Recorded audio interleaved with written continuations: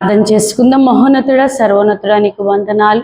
ఈ దినము వాక్యమును దీవించి నీ ఆత్మతో నింపి నీవే తోడుగా ఉండమని యేసునా వేడుకుంటున్నాము తండ్రి, ఆమేన్. ఈరోజు దేవుని వాక్యము చదువుకుందాం. ఎఫెసీ పత్రిక 3వ అధ్యాయం 20వ వచనాన్ని చదువుకుందాం. మనలో కార్యసాధకమైన తన శక్తి చొప్పున మనము అడుగు వాటన్నిటికంటేను ఊహించు వాటన్నిటికంటేను అత్యధికముగా చేయ శక్తిగల దేవునికి క్రీస్తు యేసు మూలముగా సంఘములో తరతరములు సదాకాలం మహిమ కలుగును గాక.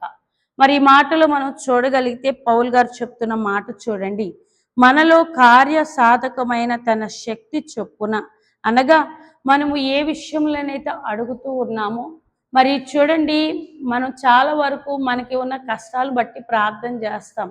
అయితే ఇక్కడ అడుగు వాటన్నిటికంటేను ఊహించు వాటన్నిటికంటేను అత్యధికంగా ఇచ్చు దేవుడు.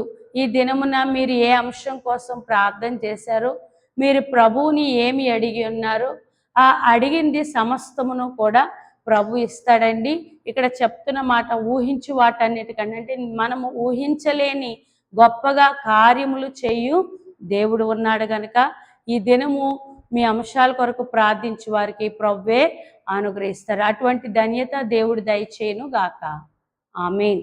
మీ కొరకు ప్రార్థన చేద్దామా? మహోన్నతుడా, సర్వోన్నతుడా, నీకు వందనాలు.